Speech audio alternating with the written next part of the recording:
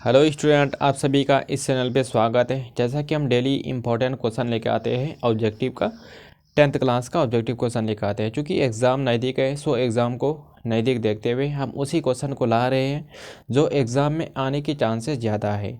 तो आप सभी को मेरे साथ बने रहना है और आप वीडियो को ज़्यादा से ज़्यादा शेयर कीजिए ताकि और सब स्टूडेंट पढ़ सकें। तो चलते हैं, शुरुआत करते हैं शानदार क्लास की ओर से। फर्स्ट क्वेश्चन से हम स्टार्ट करते हैं। फर्स्ट क्वेश्चन में क्या लिखा हुआ है? प्रथम 5 विषम संख्याओं का माध्य होगा। प्रथम 5 विषम संख्याओं का माध्य होगा। ऑप्शन ए में है 5, ऑप्शन बी में 7 है, ऑप्शन सी में 9 है और ऑप्शन डी में है 10 होगा। इनमें से हमको देखना है कि कौन सा आंसर होगा। प्रथम 5 विषम संख्याओं का माध्य पूछा है, तो आपको पहले यह याद रखना होगा कि प्रथम 5 विषम संख्या कौन कौन सा होता है। आप अगर यह जानते हैं तभी आप बना पाइएगा, नहीं तो नहीं बना पाइएगा। तो चलते हैं हम सॉल्विंग की तरफ। यहाँ पर सॉल्यूशन सबसे पहले हमको देखना है कि प्रथम 5 विषम संख्या कौन कौन सा है। प्रथम यानी 1 से स्टार्ट करना है, 1 से लगातार 5 विषम संख्या चुनना है। 1 से लगातार 5 विषम संख्या हमको चुनना है। ओके, तो सबसे पहले हम शुरुआत करते हैं 1 से। अब हमको देखना है कि एक विषम संख्या है या नहीं है। तो हम जानते हैं कि एक विषम संख्या है, 1 को ले लेना है। 1 के बाद हम 2 देखेंगे, 2 विषम संख्या है या नहीं है? बिल्कुल नहीं है। 2 में 2 से भाग लग रहा है। विषम संख्या किसे कहते हैं?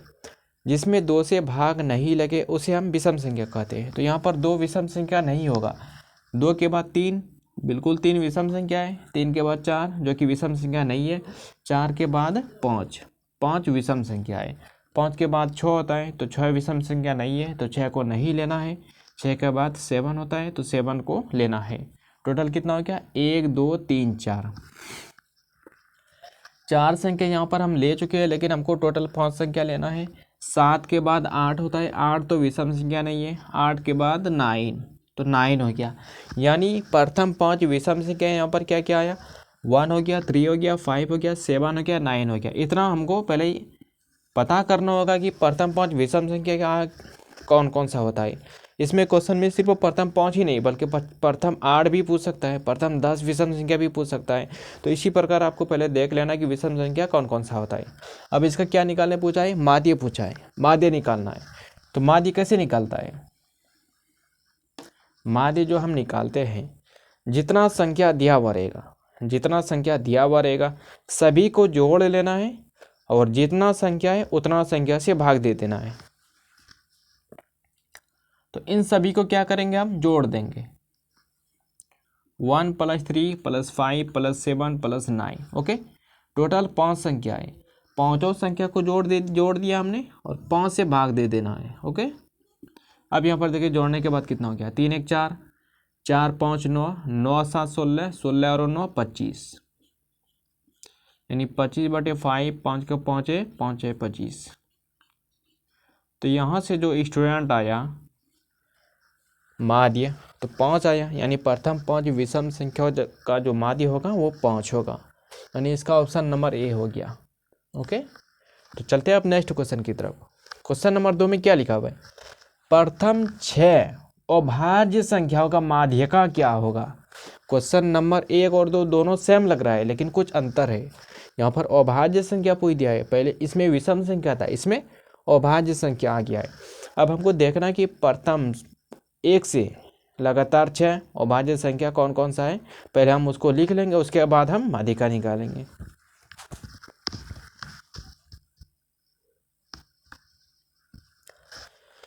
तो थोड़ा सा हम जान लेते हैं अभाज्य संख्या किसे कहते हैं। अभाज्य संख्या हम उसे कहते हैं जिस संख्या में सिर्फ उसी से भाग लगे। जिस संख्या में सिर्फ उसी संख्या से भाग लगे उसे हम अभाज्य संख्या कहते हैं। तो फर्स्ट से स्टार्ट करते हैं। 1 अभाज्य संख्या नहीं है, तो 1 नहीं लेना है।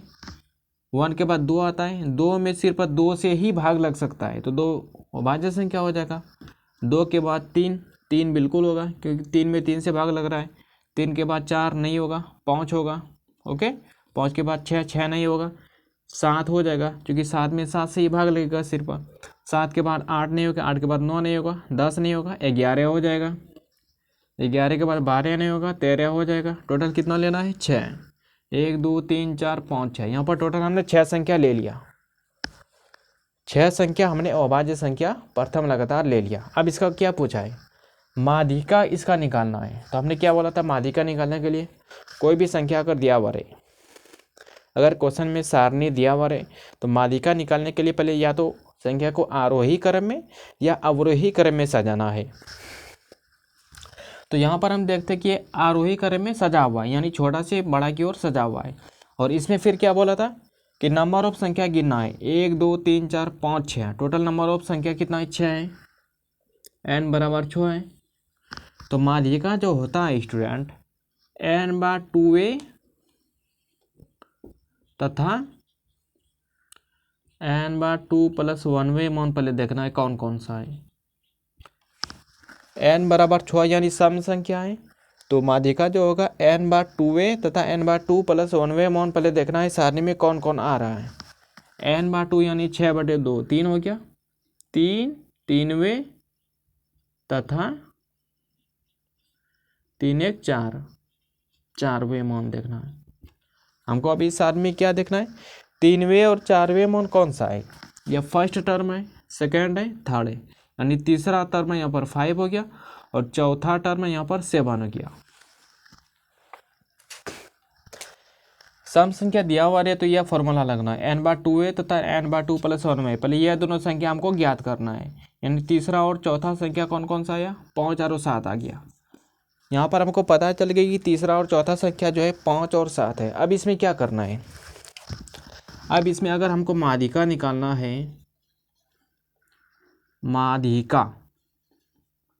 माध्यिका जो निकालेंगे, यह दोनों जो संख्या आया तीसरा और चौथा मान, इन दोनों को जोड़ लेना है। 5 + 7 दोनों को हमने जोड़ दिया, जोड़ने के बाद हमको 2 से डिवाइड कर देना है, 12/2। तो यहाँ से जो स्टूडेंट माध्यिका जो निकला, आंसर कितना आ गया, 6 आ गया, यानी इसका माध्यिका 6 होगा। तो ऑप्शन नंबर कौन सा हो जाएगा, ऑप्शन नंबर डी हो जाएगा, ऑप्शन नंबर डी हो जाएगा। ओके,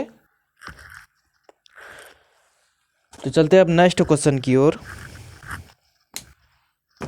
नेक्स्ट क्वेश्चन में क्या लिखा हुआ है,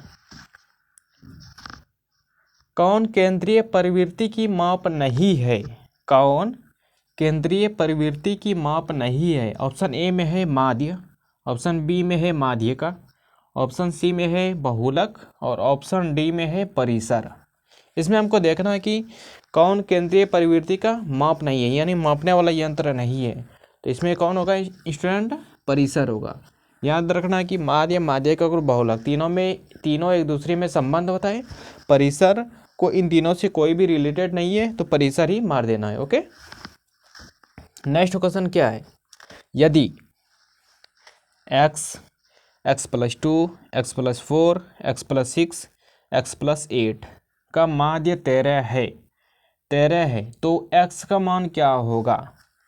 हमको यहाँ पर x का मान निकालना है, एक सारणी दिया हुआ है, इसका माध्य दिया हुआ है, तो x का मान निकालना है। बहुत ही प्यारा सा क्वेश्चन है और इसको हम प्यार तरीके से बनाएंगे।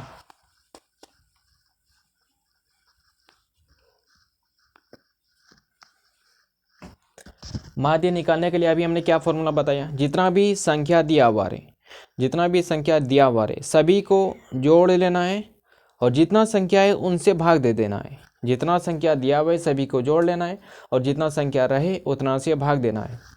तो यहाँ पर हम देखते हैं टोटल कितना संख्या है, 1 2 3 4 5, टोटल 5 संख्या है। 5 से भाग देंगे, पहले हम सबको जोड़ लेते हैं। यहाँ पर हमने x लिखा, x + 2 plus x + 4 plus x + 6 plus x + 8। Okay, इतना संख्या है, x + 2 x + 4 x + 6 x + 8, total 5 है। पाँचों को जोड़ लिया और पाँचों से भाग दे दिया, यह क्या हो गया, यह माध्य हो गया। और माध्य कितना दिया हुआ है, 13 दिया हुआ है, यह हमने माध्य निकाला। और ये किसके इक्वल है, 13 की इक्वल है, ये हमने इक्वल दे दिया, इक्वल 13। ओके, हमने यहाँ पर माध्य निकाला, चूंकि क्वेश्चन में माध्य 13 दिया हुआ है। अब सभी को जोड़ लेते हैं, 1 2 3 4 5, 5x हो गया, 5x प्लस 2 4 6 6 6 12 8 20 बराबर उधर 13 है, 5 से 79 गुना किया, 13 गुना 5 यानी 5x equal to 13 × 5 = 65 -20 implied x equal to कितना हो जाएगा, 65 में 20 घट गया, 45 बचा, 45/5, 5 का 5 है, 5 नंबर 45 बराबर 9 implied x is equal to 9। तो यहाँ से x का मान हमको कितना आ गया, 9 आ गया। तो इसका जो आंसर हो जाएगा स्टूडेंट ऑप्शन नंबर ए हो जाएगा, x का मान 9 आ रहा है। ओके, तो इसी प्रकार आपको बनाना है। सेम क्वेश्चन इसी आधार पे कुछ और मान दे सकता है, x माइनस के आधार पे दे सकता है, x-2 x-4 इस टाइप भी दे सकता है। तो इसी प्रकार आपको जोड़ के बनाना है। नेक्स्ट क्वेश्चन क्या है, यदि 2 sin 2θ इक्वल टू √3 हो तो थीटा का मान क्या होगा। ऑप्शन में 30 डिग्री होगा, 45 डिग्री होगा, 60 डिग्री होगा या 90 डिग्री होगा।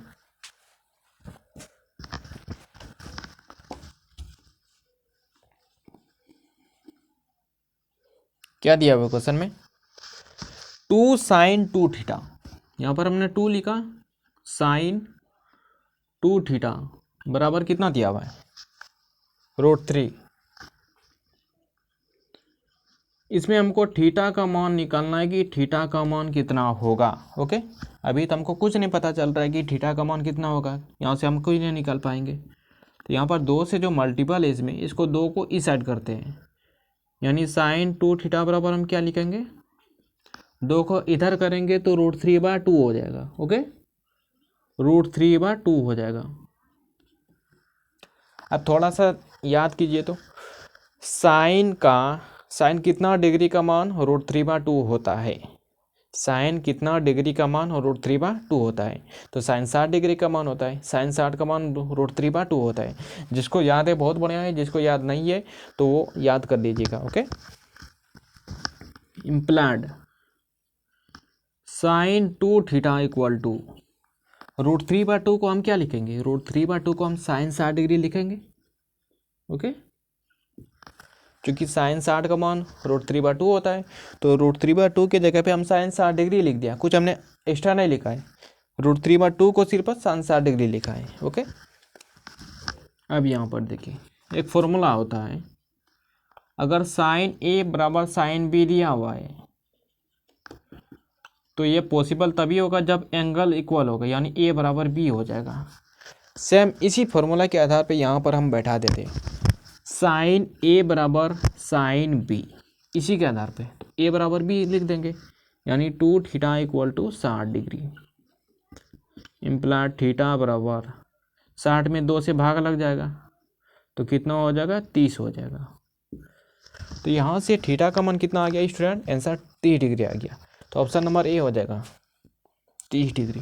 ओके, नेक्स्ट क्वेश्चन क्या है, sine 65 degree into tan 55 degree, यह डिवाइड है, divide cos 25 degree into cot 35 degree का मान क्या होगा, ये हमको निकालना है, 1 2 3 या 0।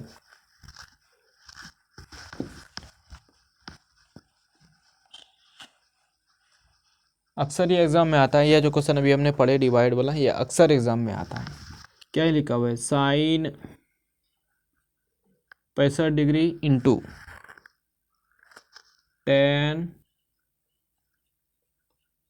55 डिग्री डिवाइड यानी भाग cos 25 degree into cot 35 degree है। तो इसका मान क्या होगा, यही हमको निकालना है। अब यहाँ पर हम एक फॉर्मूला जानते हैं, या तो हम साइन को कॉस में चेंज कर देंगे या कॉस को साइन में चेंज कर देते हैं। ओके, तभी यह कटेगा। या तो साइन को कॉस में बदलना है या कॉस को साइन में बदलना है। सेम इसी प्रकार टेन को या तो कॉट में बदल देंगे या कॉट को टेन में बदल देते हैं। तो हम ऊपर वाले को ही चेंज कर रहे हैं। यहाँ पर एक फॉर्मूला होता है, साइन थीटा बराबर क्या हम लिख सकते हैं, कॉस 90 डिग्री माइनस थीटा। यह क्या होता है, यह एक फॉर्मूला है। साइन थीटा बराबर क्या होता है, cos 90 degree minus theta. cos 90 degree minus theta बराबर साइन थीटा, ये आपको याद रखना है। तो इस साइन को हम cos के रूप में लिखेंगे तो 90 से हम 65 घटा देंगे, तो यहाँ पर हम cos 90 माइनस 65 लिख दिया। सेम हम tan थीटा बराबर क्या लिख सकते हैं, cot 90 degree minus theta. Okay, tan theta बराबर क्या होता है, cot 90 डिग्री माइनस थीटा। तो यहाँ पर हम tan को cot में बदलेंगे तो एंगल को 90 से घटाएंगे। ओके, tan को हम cot में बदलेंगे तो cot 90 degree minus 55 degree. Okay, नीचे कितना लिखा हुआ है, cos 25 degree into cot 35 degree. अब यहाँ पर थोड़ा ऊपर में घटा के देखिए तो कितना आ रहा है। अगर हम 90 में 65 घटाएंगे, 90 में अगर हम 65 घटा देते हैं तो कितना आता है, 65 5 70 70 20 90, cos 25 आ जाएगा। ऊपर cos 25 आएगा, नीचे भी cos 25 आएगा, तो ये दोनों कट गया। ओके, ये दोनों कट गया, इसका काम खत्म हो गया। अब यहाँ पर देखिए cot 90 में अगर हम 55 घटाए थे तो कितना आएगा, 90 में अगर हम 55 घटा दे तो 55 5 60 60 30 90 यानी 35 आ जाएगा। तो cot 35 ऊपर में और नीचे भी cot 35, यह दोनों भी कट गया, तो यानी 1/1 बराबर 1 आ गया आंसर। ओके, यहाँ से आंसर इसका 1 आ गया। तो इसका जो आंसर होगा ऑप्शन नंबर ये हो जाएगा, 1 हो जाएगा। नेक्स्ट क्वेश्चन 8 नंबर देखते हैं।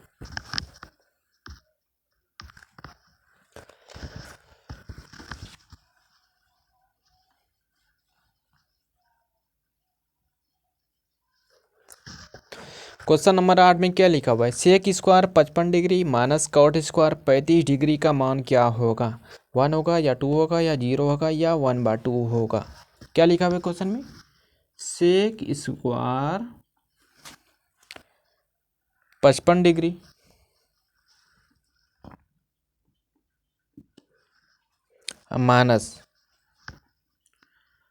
माइनस कॉट स्क्वायर 35 डिग्री, यह दिया हुआ है।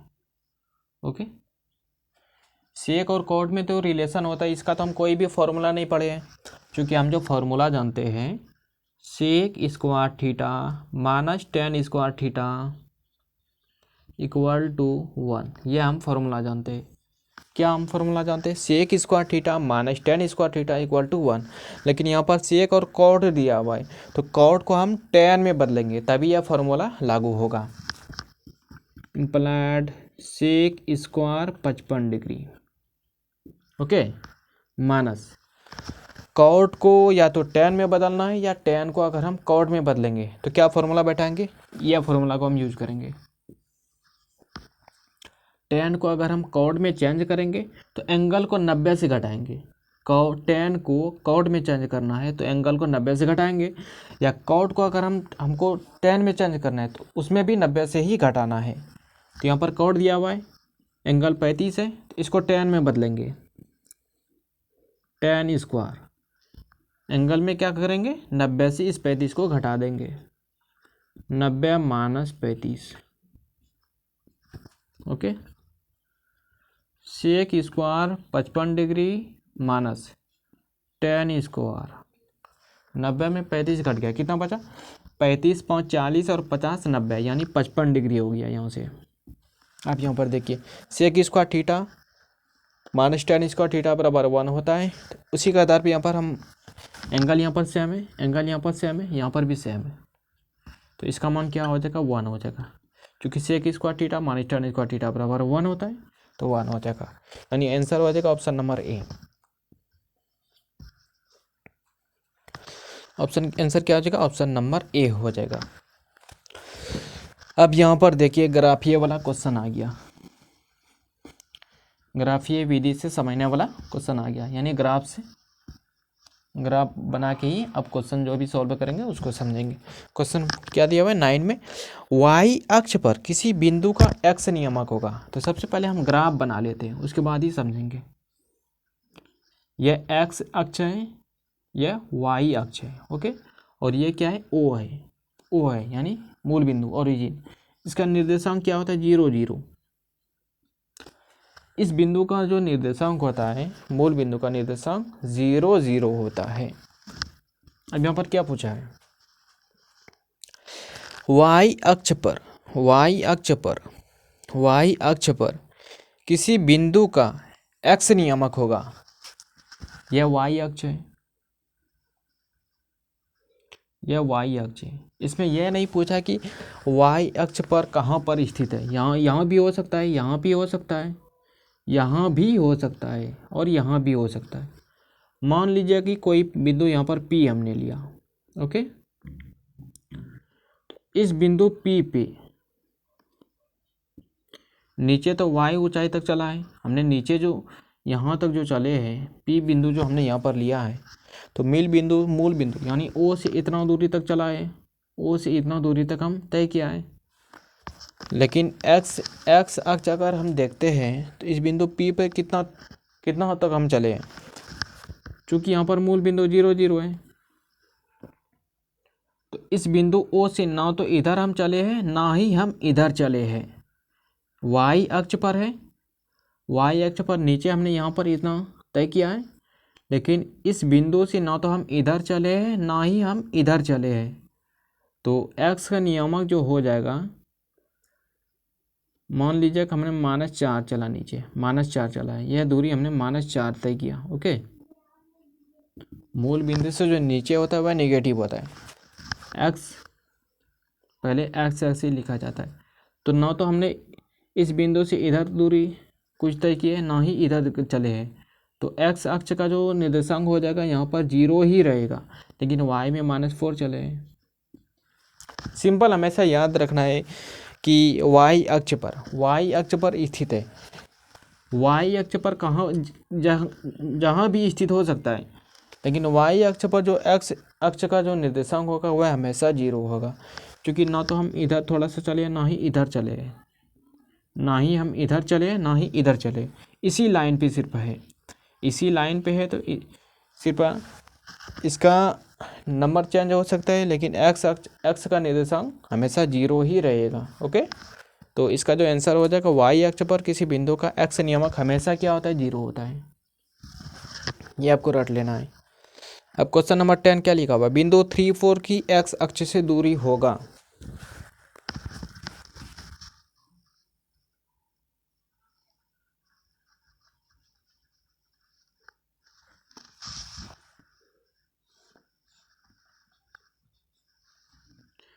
ये हमने O ले लिया 0 0, इस बिंदु का निर्देशांक क्या है, 0 0, 2 3 4 1 2 3 4।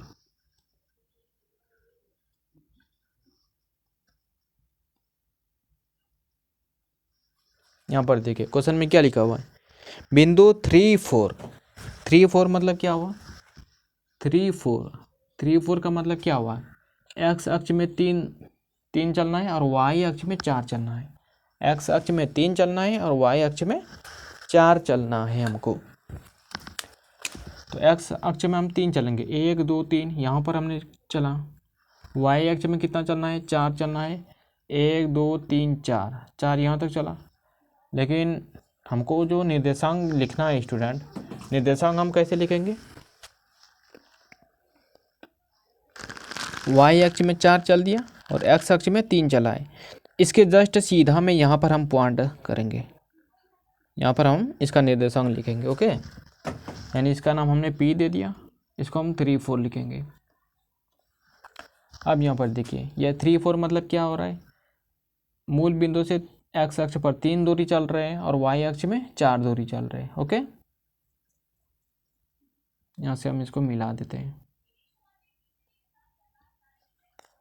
यह ऊंचाई कितना चला है हमने, 0 से O से 4 तक, तो यह जो ऊंचाई हो जाएगा 4 हो जाएगा, और यह दूरी कितना हो जाएगा, हमने 3 चला है x अक्ष में, तो यह 3 हो गया। क्वेश्चन में क्या पूछा है, क्वेश्चन में पूछा है कि x अक्ष से दूरी क्या होगा इस बिंदु P का, इस बिंदु P का x अक्ष से दूरी, यह x अक्ष है, x अक्ष से दूरी यानी यह दूरी कितना चला है, 4 चला है। P बिंदु का x अक्ष से दूरी कितना चला है, 4 चला है। तो इसका आंसर क्या हो जाएगा, ऑप्शन नंबर बी हो जाएगा। ऑप्शन नंबर बी 4 हो जाएगा। ओके, नेक्स्ट क्वेश्चन क्या लिखा हुआ है, एक्स अक्ष का समीकरण होगा। एक्स अक्ष का समीकरण क्या होता है, एक्स अक्ष का जो समीकरण होता है y बराबर 0, y बराबर 0 रहेगा तो एक्स अक्ष का समीकरण हो जाएगा। अगर y अक्ष का समीकरण पूछे तब x बराबर 0 लिख देना है। यहाँ पर क्वेश्चन में क्या लिखा हुआ है, एक्स अक्ष का समीकरण क्या होगा, जब y बराबर 0 हो जाएगा तब एक्स अक्ष का समीकरण हो जाएगा। अगर y अक्ष का समीकरण पूछे तब x बराबर 0 लिख देना है, इसका जस्ट उल्टा लिख देना है। ऑप्शन नंबर बी y बराबर 0। मूल बिंदु का निर्देशांक क्या होता है, मूल बिंदु का निर्देशांक क्या होता है, 0 0 होता है, अभी जस्ट हमने बताया है। ऑप्शन नंबर बी हो जाएगा। तो स्टूडेंट इतना क्वेश्चन था, तो सभी क्वेश्चन को हम सॉल्व कर लिए। तो आप सभी को वीडियो को देख लेना है अच्छा से, उसके बाद आप अपना तैयारी में लगे रहिए और अच्छा मार्क्स लाने का प्रयास कीजिए। ओके स्टूडेंट, और मेरे वीडियो को और ज़्यादा से ज़्यादा शेयर कीजिए ताकि और सभी स्टूडेंट मेरे माध्यम से पढ़ सके और अच्छा मार्क्स एग्ज़ाम में ला सके। ओके, तो मिलते हैं नेक्स्ट लेक्चर में। थैंक्स।